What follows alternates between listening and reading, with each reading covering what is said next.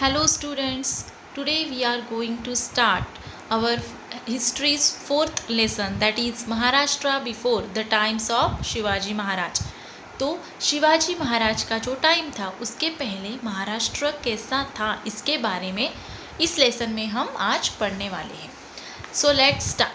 At the beginning of the 17th century CE, most of the territory in Maharashtra was under the control of Nizam Shah of Ahmednagar and Adil Shah of Bijapur. तो 17th century CE के beginning में हमारे महाराष्ट्र का जो territory यानी कि प्रदेश, most of the territory जो है वो अहमदनगर के निजाम शाह और बीजापुर का जो आदिल शाह था उनके अंडर कंट्रोल में था। The Mughals had entered Khandesh, और मुगल जो है वो ऑलरेडी खानदेश में एंटर्ड हो चुके थे। Their objective was to expand their power in the south, और मुगल का जो ऑब्जेक्टिव था वो ये था कि उन्हें उनकी जो पावर थी वो महाराष्ट्र के साउथ में एक्सपांड करनी थी। There were settlements of Siddhi people who had come from Africa along the coastline of Konkan, और कोकण की जो कोस्ट लाइन थी वहाँ पे अफ्रीका से आए हुए सिद्धी लोगों की जो सेटलमेंट्स थी। The competition and conflict amongst the Portuguese, the British, the French and the Dutch who had come from Europe was getting intense during this period.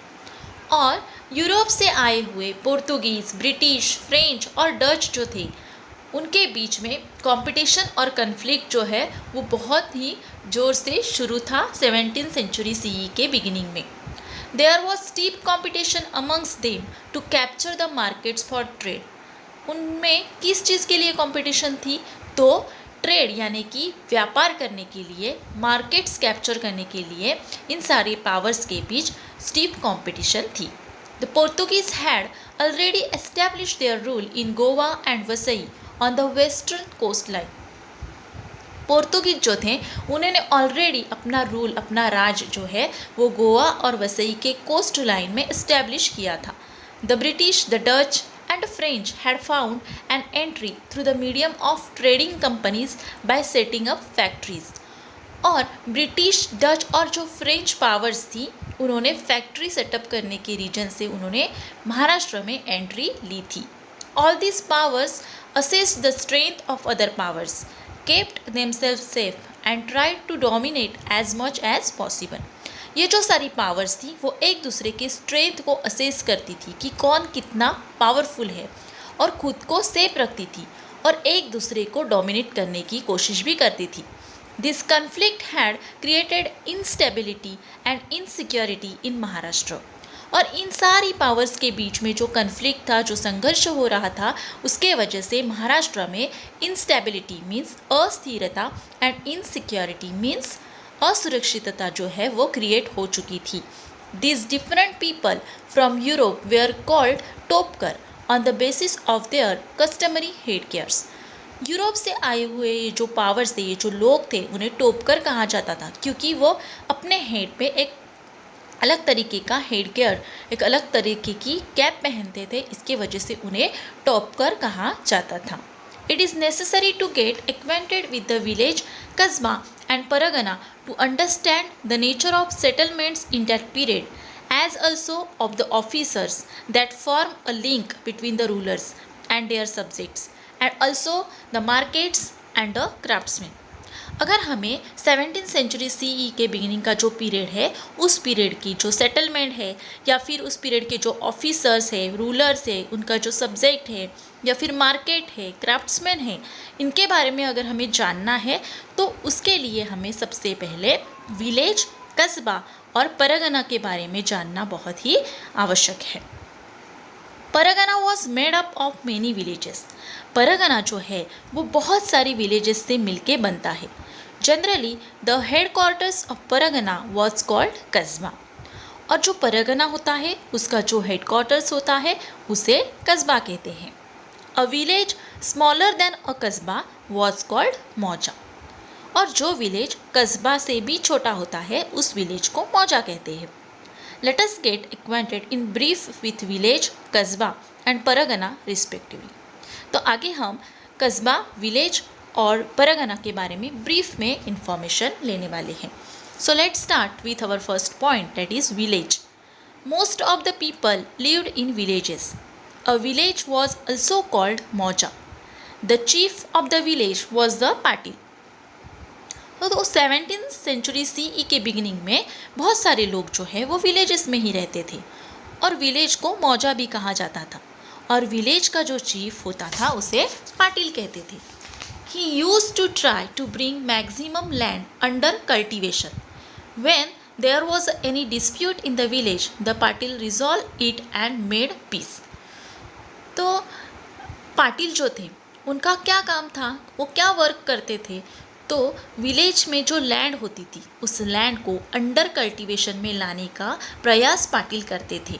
Under cultivation मतलब उस लैंड में ज़्यादा से ज़्यादा फार्मिंग हो, इसके लिए वो प्रयास करते थे. उसी तरह अगर गांव में कुछ डिस्प्यूट हो जाए, विलेज में कुछ डिस्प्यूट हो जाए, लड़ाई हो जाए, तो उसे सॉल्व करना और विलेज में पीस यानी कि शांतता रखना, ये काम पाटिल करते थे. A Kulkarni help the Patil in his work. और इस पाटिल के वर्क में कुलकर्णी उन्हें हेल्प करते थे. The Kulkarni kept the record of the revenue that was collected. उसके साथ ही साथ कुलकर्णी और एक वर्क करते थे. विलेजर्स से जो रेवेन्यू कलेक्ट होता था, रेवेन्यू यानी कि टैक्स, उसका रिकॉर्ड रखने का काम जो है वो कुलकर्णी करते थे. There were various artisans in the village. They had hereditary rights regarding their occupation. उसी तरह विलेज में बहुत सारे आर्टिशियंस यानी कि कारागिर भी रहते थे, जैसे कि कारपेंटर्स, ब्लैक स्मिथ. और वो जो ऑक्यूपेशन का राइट्स है वो उनका हेरिडिटरी राइट्स था, मतलब वन जनरेशन से दूसरी जनरेशन तक पास होते होते उनके पास वो राइट्स आता है, उसे बोलते हैं hereditary rights. The peasant give a share of their agriculture produce to the artisans for the services they render to the village. Peasant यानी कि किसान, फार्मर.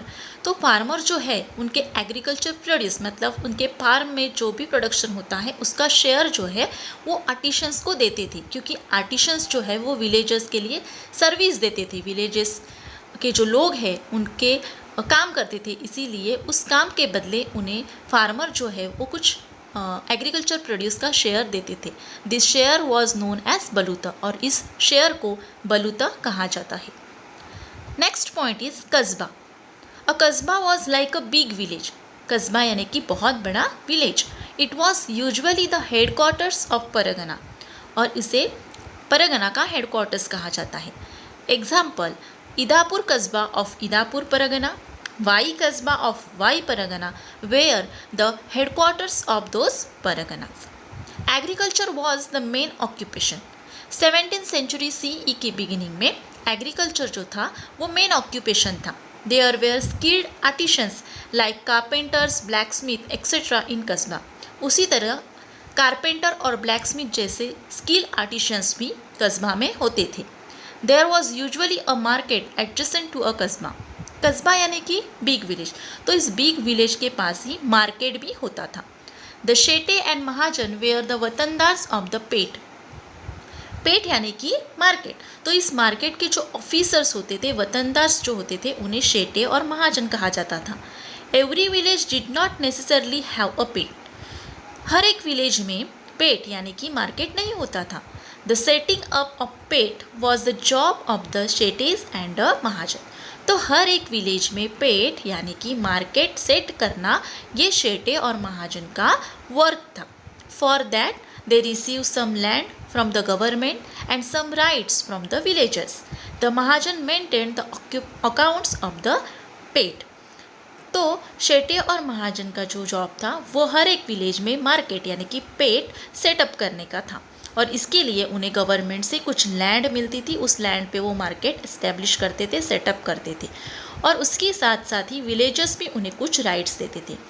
और इन मार्केट्स का, इन पेट का जो अकाउंट था, फाइनेंशियल जो ट्रांजैक्शन था, वो देखने का काम महाजन करते थे. Our next point is pargana. Many villages together made a pargana, but the number of villages was not the same in all parganas. बहुत सारे विलेज मिलके परगना बनता था, लेकिन हर एक परगना में जो नंबर ऑफ विलेजेस थे वो सेम नहीं होते थे. For example, the Pune Pargana was a big Pargana. It consisted of 290 villages. Pune Pargana जो था वो बिग परगना था क्योंकि उसमें 290 विलेजेस थे. There were 64 villages in the Chakan pargana. The Shirwal pargana was small, it had only 40 villages. और शिरवाल परगना जो था वो स्मॉल था क्योंकि उसमें सिर्फ 40 विलेजेस थे. The Deshmukh and Deshpande were the watandar officers of the pargana. Pargana के जो ऑफिसर्स थे वो देशमुख और देशपांडे थे. The Deshmukh was the chief of Patils in a pargana. Pargana में जितने भी पाटिल थे उन पाटिल के चीफ देशमुख थे. The Deshmukh did at the pargana level what the Patil did at the village level. जो वर्क पाटिल विलेज लेवल पे करते थे वो ही वर्क देशमुख परगना लेवल पे करते थे. The Deshpande was the chief of all Kulkarnis in the pargana. और परगना में जितने भी कुलकर्णी थे उन कुलकर्णी के चीफ देशपांडे थे. The Deshpande did at the pargana level the work that Kulkarnis did at the village level. और सेम है यहाँ पे भी कि जो वर्क कुलकर्णी विलेज लेवल पे करते थे वही वर्क देशपांडे परगना लेवल पे करते थे. These watandar officers were the link between the people and the government. Deshmukh और देशपांडे जो थे वो ये जो ऑफिसर्स थे वो पीपल और गवर्नमेंट के बीच में लिंक का काम करते थे. मतलब पीपल और गवर्नमेंट को जोड़ने का काम देशमुख और देशपांडे करते थे. In case of enemy invasion और drought this watandars represented the grievance of the people to the government.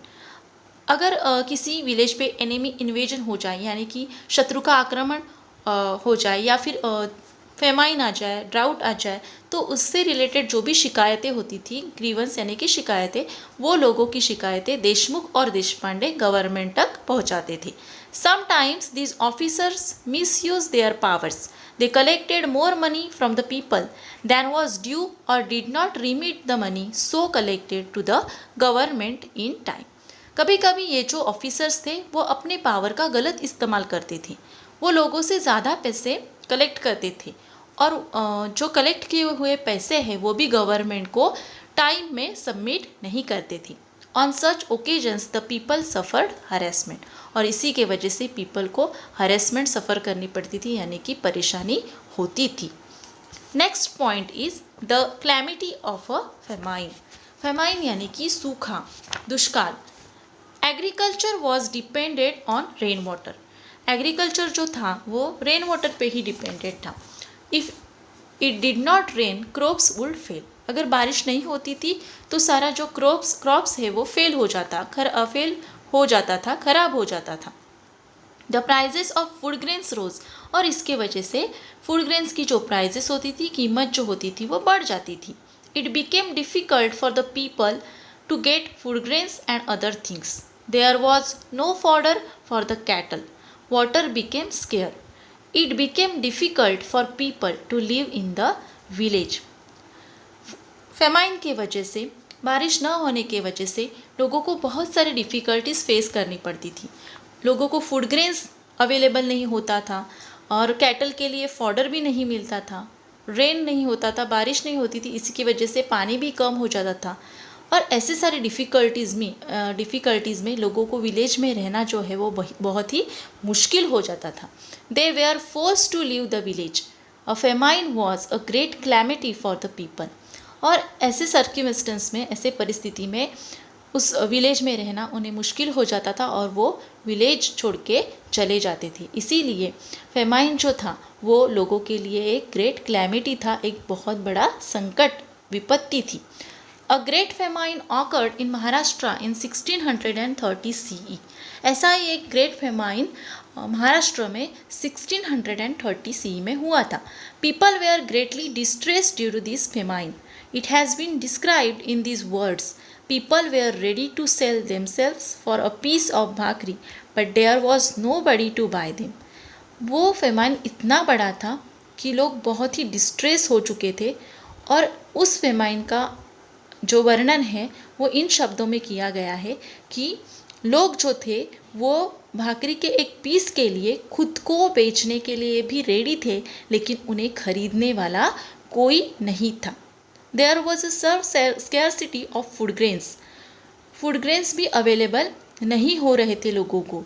Entire families where destroy, पूरी पूरी फैमिली जो है वो डिस्ट्रॉय हो चुकी थी।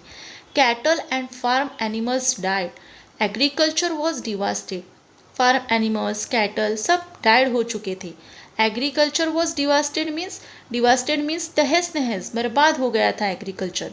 The famine put an end to industries, industries भी स्टॉप हो चुकी थी।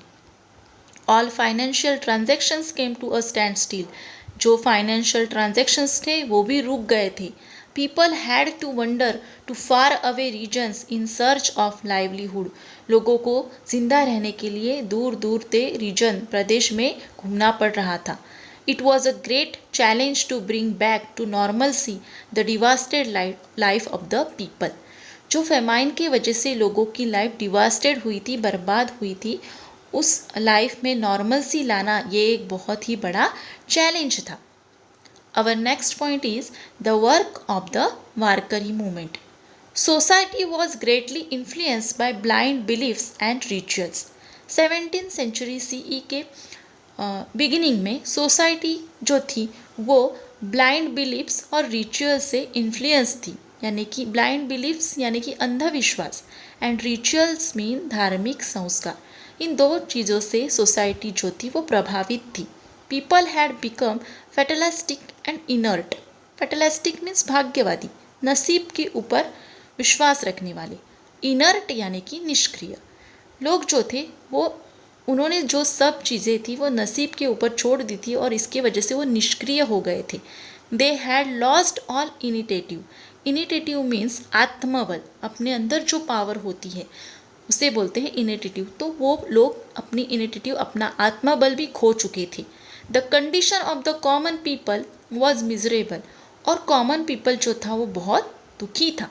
इन सच circumstance the sant in Maharashtra endured to inspire the masses, और ऐसे परिस्थिति में हमारे महाराष्ट्र के जो संत थे उन्होंने इन पीपल को इंस्पायर किया।